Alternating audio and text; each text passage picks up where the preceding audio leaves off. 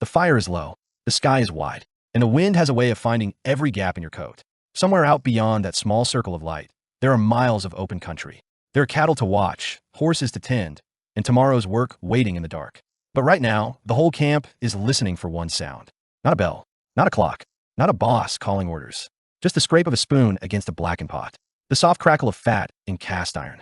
The first warm smell of coffee and smoke that tells you the day is ending, and you might sleep with something solid in your stomach. Because out here, food is not entertainment. It is survival. It is the difference between a man who can swing a leg into the saddle at dawn and a man who cannot. And what many people forget is that cowboy camp meals were not fancy, but they were skilled.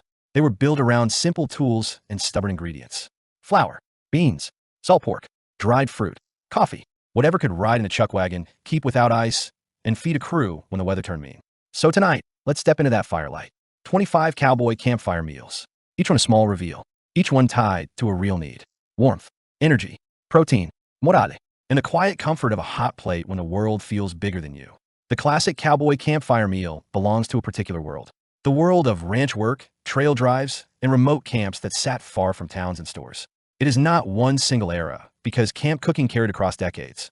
But the spirit stayed the same. Long hours, hard labor, rough weather, limited supplies, and a cook who had to feed everyone with what could be hauled and stored. The chuck wagon cook was not just a cook. He was part quartermaster, part mechanic, part timekeeper. He had to plan meals around what would last. Dried beans that could sit for weeks. Flour and cornmeal that stayed useful. Salted meat and smoked meat that traveled. Canned goods when they were available. And if the camp ran low, the landscape itself sometimes filled the gap. Fish from a creek, rabbits from brush, wild onions or greens in season. Food mattered because it set the rhythm of camp life. A hot breakfast could make the morning ride possible. A steady dinner could keep tempers calm. And in hard stretches, a simple pot of beans could feel like the only dependable thing in the whole world. And there is one more reason these meals matter. They carry memory. You can almost see them in old photographs. Tin poulet, enamel cups, a Dutch oven ringed with coals. Hands held close to the heat.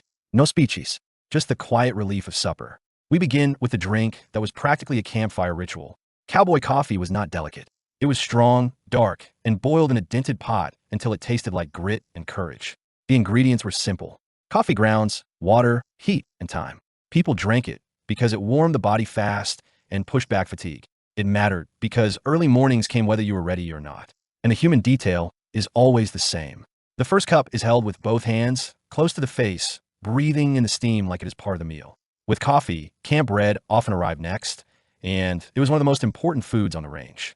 Pan de campo, sometimes called camp bread, was flour, salt, fat like lard or bacon grease, and water, mixed and cooked in a skillet or Dutch oven. It was plain, sturdy, and made to travel. People ate it because it turned a few cheap ingredients into something filling and shareable. It mattered because bread made every pot and pan feel like a real meal. The small detail is the crust, browned and smoky, broken by hand and passed around without ceremony. Once you have bread, you have the foundation for one of the most loved campfire comforts. Biscuits and gravy could be a feast or a struggle meal, depending on what was in camp. Biscuits were made from flour and fat, sometimes with sourdough starter if the cook kept one alive. Gravy might include sausage, or it might be nothing more than drippings, flour, and water or milk. People ate it because it was heavy and satisfying. It mattered because it carried working bodies through cold mornings and long rides. And the detail that makes it real is the way biscuits soak up gravy until the plate looks empty, even when the stomach feels full. But what many people forget is that pancakes were not just for breakfast in camp. Sourdough flapjacks were often made with starter, flour, water, and a pinch of salt. They cooked fast on a hot griddle. If there was molasses, dried fruit, or a little sugar, the cook might add it. If not, they were still warm and filling. People ate them because they stretched flour into a stack that could feed a crew quickly. They mattered because a small sweet note could lift morale. The human detail is the first pancake, usually uneven, used as the cook's test before the real serving begins. From bread and batter, we move into the food that defined camp cooking more than any other. Chuck wagon beans were usually dried pinto beans cooked slowly until tender. Many camps added salt pork, bacon, or a ham bone for flavor. Sometimes onions, sometimes chili pepper. People ate them because beans were cheap, shelf-stable, and dense with energy. They matter because a big pot could feed everyone and last for days. The human detail is the pots placed by the fire, close enough to simmer, not close enough to burn, watch like it is alive. And once beans are on the fire, another classic often follows close behind. Salt pork and potatoes was a simple skillet meal built for hard conditions. Salt pork could travel without spoiling, and its fat cooked the potatoes. With onions, if they were on hand, it became even better. People ate it because it was high in calories and easy to make in one pan. It mattered because fat and salt helped men stay strong when the weather turned harsh. The detail is the smell, that rich, salty steam that makes tired men drift closer to the fire without thinking. If salt pork was the shelf-stable backbone, bacon was the campfire luxury that still stayed practical. Bacon and fried potatoes was exactly what it sounds like, and it never needed explanation. Bacon fried crisp, potatoes browned in the same fat, salt, pepper, maybe a bit of onion. People ate it because it was fast and deeply satisfying. It mattered because familiar comfort can keep a crew steady after a punishing day. The human detail is the skillet scraping at the end because the brown bits on cast iron were the best part, and nobody wanted them wasted. From there is a short step to a bread that did not need an oven and did not ask for much. Corn dodgers were simple cornmeal cakes, sometimes mixed with flour, salt, and fat, then cooked in a skillet until firm. They were not delicate. They were made to be held in a hand and eaten beside beans or stew. People ate them because cornmeal was cheap and stored well. They mattered because they provided a reliable side when flour ran low. The detail is the crumbly texture, breaking in rough fingers, with crumbs falling onto tin plates and getting eaten anyway. Now we come to a meal that proves cowboy cooking was often about turning leftovers into something new. Campfire corned beef hash used diced potatoes and chopped corned beef, often from can, cooked in a skillet until crisp at the edges. Onions made it taste like a planned dinner, not a rescue job. People ate it because it turned scraps into a hearty meal with good texture. It mattered because camp life could not afford waste. The human detail is the moment the cook presses the hash down flat, waiting for that crust because patience is how flavor is made. And when the cook wanted a pot that could hold heat and feed everyone at once, stew was the answer. Beef stew in a Dutch oven used tougher cuts of meat, potatoes, onions, and whatever vegetables were available. It simmered for hours, turning sinew into tenderness. People ate it because slow cooking made cheap meat workable and made the whole camp smell like supper long before it was ready. It mattered because it stretched meat with broth and vegetables. The detail is the lid, blackened and heavy, lifted just enough to release steam and show the stew bubbling like it means business. From beef stew, the camp could shift into something with more bite and more heat. Chili con carne had many forms depending on region and supplies. Some versions were mostly meat and chili peppers. Others included beans. Many included onions, garlic, and whatever spices the cook carried. People ate it because it was filling and warming, and spice helped disguise tough cuts. It mattered because hot food fights cold nights. The human detail is the way chili thickens as it sits, and by the second bowl, it tastes deeper, like the fire itself stirred it. And one of the most satisfying ways to stretch stew into a fuller meal was to add dumplings. Beef and dumplings combine a meat broth with simple flour dumplings dropped on top. The ingredients were plain: flour, water, salt, and maybe a bit of fat. But the result felt generous. People ate it because dumplings added weight without needing more meat. It mattered because flour was often more available than fresh supplies. The detail is the quiet moment before serving, when the lid stays on just a little longer so the dumplings can puff, turning steam into food. If beef was scarce, or if the camp needed to save it, game often filled the gap. Rabbit stew used rabbit pieces simmered with onions and potatoes when available, seasoned simply. Stew made lean meat easier to enjoy, and time did most of the work. People ate it because rabbit could be hunted and did not cost money. It mattered because the land sometimes became the pantry. The human detail is the careful eating because small bones were part of the meal and everyone learned to slow down without complaining. In the same spirit, another game meal showed up in some camps, especially near timber and brush. Squirrel and dumplings was a humble pot, often made when the cook had flour and time, but little else. Squirrel meat simmered in a broth, then dumplings added to make it filling. People ate it because it turned a small amount of meat into a meal for many. It mattered because hunting bridged the distance between camp and store. The detail is the way the cook keeps the pot covered, guarding heat, because dumplings need trapped steam to rise. But what came next was even more prized, because it meant fresh food, not preserved. Pan-fried trout could transform a camp night in minutes. A trout dusted with flour or cornmeal, salted, then fried in a skillet with bacon fat, if available. People ate it because it was fresh protein and felt like a gift from the landscape. It mattered because freshness was rare on the trail. The human detail is the sudden silence at the first bite because nobody wants to admit it, but fresh fish tastes like relief. After fish, camps often returned to the reliable pantry, but in ways that kept meals from feeling identical. Macaroni and tomatoes might not sound like cowboy food, but pasta traveled well and cooked quickly. A simple version used macaroni, canned tomatoes, onions, and bits of meat if the camp had them. People ate it because it was cheap, filling, and used shelf-stable ingredients. It mattered because one can of tomatoes could flavor a whole pot. The detail is the red sauce clinging to noodles and the cook scraping the bottom of the pot, because that is where the strongest flavor hides. Another pantry meal that kept camp steady was a simple pairing that could be made in any pot. Rice and beans was plain but powerful. Rice stored well. Beans stored well. Together, they formed reliable fuel. In some camps, onions and fat improved it. In others, it was seasoned with little more than salt. People ate it because it fed many with few supplies. It mattered because it worked when everything else was uncertain. The human detail is the shared pot, lid lifting again and again as men passed through, taking a scoop like it belongs to everyone. Fresh vegetables were limited in camp, but some kept longer than others, and cooks used them whenever they could. Cabbage and potatoes was a simple pot meal that traveled better than most greens. Cabbage could last. Potatoes could last. Sometimes a bit of salt pork gave it depth. People ate it because it brought bulk and a hint of green to a diet heavy with beans and flour. It mattered because the body needs more than meat and bread, even if no one talked about vitamins. The detail is the smell, strong and lingering, clinging to the night air and telling you exactly what dinner was.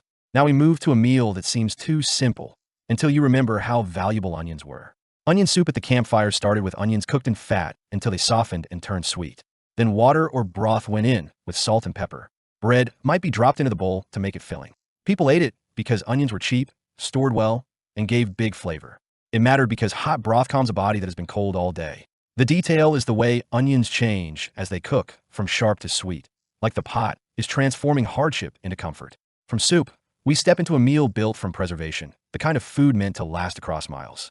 Jerky and gravy over bread used dried meats softened in simmering water, then thickened with flour into a simple gravy. Poured over bread or biscuits, it became a full supper. People ate it because jerky traveled without spoiling, and gravy stretched it into many servings. It mattered because preservation made long work possible. The human detail is the bread soaking through, turning something hard and dry into something soft and hot, like a small miracle. Another campfire staple came from the simplest protein a cook could get quickly if eggs were available. Eggs in a hole was bread fried in a skillet with an egg cooked in the center cut out. It was fast. It was warm. It used little fuel and few ingredients. People ate it because it turned one egg into a meal that felt complete. It mattered because eggs provided protein without the cost of fresh meat. The detail is the yolk, bright against brown bread, a small splash of color in a world of smoke and dust. If a camp had dried beef or salted meat, it might appear in a meal that felt oddly comforting for something so plain. Creamed dried beef on toast was thin dried beef warmed in a simple white sauce, then poured over toast or biscuits. The ingredients were basic: flour, fat, milk if it existed, and the dried meat for flavor. People ate it because a little meat could season a lot of sauce. It mattered because it made a small supply last longer. The detail is the steam rising off the toast, softening it, turning tough camp bread into something easy to eat. Now comes a meal that often arrived when the cook wanted to bake without a real oven. Dutch oven cornbread was cornmeal, salt, fat, and water or milk baked under coals until firm. It could be plain or made richer if there were eggs or a bit of sugar. People ate it because it was filling and paired with anything from beans to stew. It mattered because baked bread made camp feel almost civilized. The detail is the first cut, crust crackling, steam rising, and everyone watching because hot bread disappears fast. And once cornbread is in the story, another sweet-leaning pot often follows. Molasses beans were beans cooked with molasses and sometimes a bit of pork. The sweetness balanced smoke and salt and made the meal feel different without needing new ingredients. People ate it because it gave variety to the endless bean pot. It mattered because morale is not a small thing on the trail. The detail is the dark sheen on the beans, thick sauce clinging to a spoon, shining in firelight like it is more luxurious than it has any right to be. Now we return to meat, but in a way that shows the true thrift of camp cooking. Skillet steak and onions could be made with a rough cut, cooked hard and fast, then softened by onions fried until sweet. In some camps, it was beef. In others, it might be venison when hunting was good. People ate it because it was direct protein and it cooked quickly. It mattered because some nights the crew needed strength more than variety. The detail is the smell of onions browning, sweet and rich, covering the sharpness of a tough day. And if a camp had a chicken, even a small one, it could feed more people than you would expect. Chicken and dumplings was a way to stretch poultry into a full supper. A simple broth made from the bird, with onions if available, then dumplings added for weight and comfort. People ate it because dumplings made the pot feel generous. It mattered because one bird could feed a crew when flour did the heavy lifting. The detail is the lid lifting and revealing dumplings puffed and pale, sitting on top of the broth like the pot is proud of itself. But what many people forget is that sometimes there was no meat at all, and the cook still had to serve supper. Drop dumplings and broth was exactly that. A plain broth, sometimes vegetable-based, sometimes built from scraps, with dumplings dropped in to make it filling.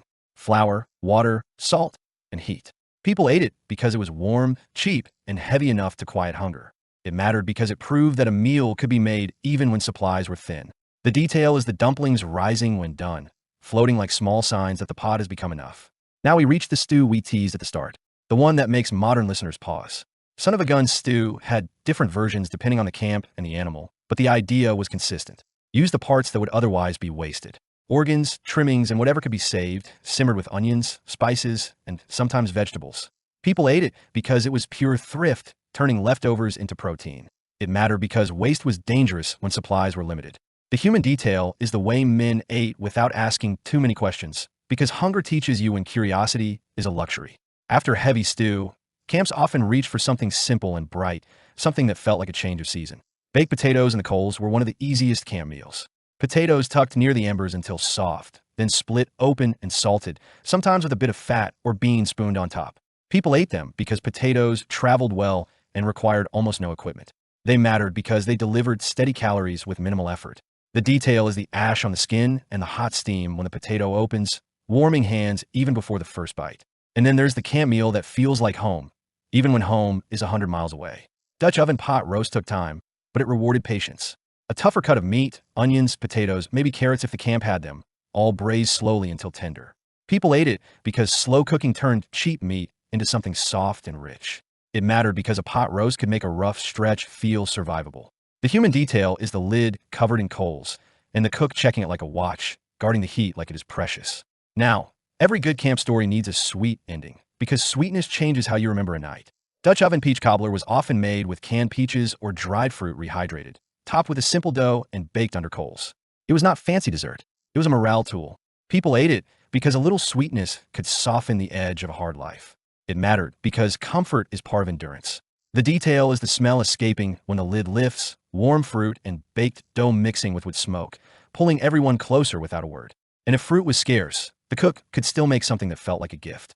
Baked apples in the coals were simple. An apple set near the embers until soft, sometimes filled with a pinch of sugar if the camp had it. People ate them because they were easy and they turned campfire heat into dessert with almost no supplies. They matter because they reminded men of kitchens and tables and warmer lives. The detail is the wrinkled skin and sweet steam, rising into cold air like the fire learned to be gentle. By the time you reach the end of these meals, a pattern becomes clear. Cowboy campfire food was never about show. It was about function and the quiet art of making the same few ingredients feel new. Beans one night, chili the next. Bread as a side, then bread as the meal. Tough meat made tender by time. Jerky softened into gravy. Dumplings dropped in a broth so nobody goes to sleep empty. And what many people forget is that these meals carried more than calories. They carried structure. After a day shaped by weather, distance, and hard labor, supper was the one dependable event. The fire would be lit. The pot would be set. Plates would be filled as fairly as possible. Even in rough camps, there was a kind of order around food because hunger does not allow chaos for long. So when you picture a cowboy campfire, picture more than a romantic silhouette against the stars. Picture the cook bent over cast iron, working with heat and time. Picture tired hands holding an enamel cup close. Picture the quiet relief that spreads through a camp when the first bowl is served. Because the West was not built on myths alone. It was built on ordinary people doing difficult work and finding simple ways to keep going. One fire at a time, one pot at a time, one honest camp meal that said, in the plainest way possible, you made it through today. 1. Many cowboys in the Old West had been Civil War soldiers. A significant number of cowboys in the Old West had served in the Union Army during the Civil War. With the end of the Civil War in 1865, many troops returned home to find that the economy and employment market were still fighting to recover from the devastation wrought by the war. The average cowboy in the Old West was not paid very well. Even by the standards of the period, the monthly salary of a cowboy in the Old West was considered to be quite meager, often falling somewhere between $25 and $40. When working on a ranch, cowboys typically lived in bunkhouses. Cowboys frequently shared bunkhouses with other cowboys when working on a ranch. A bunkhouse was a basic, communal living facility that was frequently positioned near the main ranch house or on the ranch itself. The term cowboy originally referred to a worker who tended to cattle on a ranch. The term cowboy originally referred to a ranch laborer who cared for livestock. Most cowboys were not gunfighters or outlaws.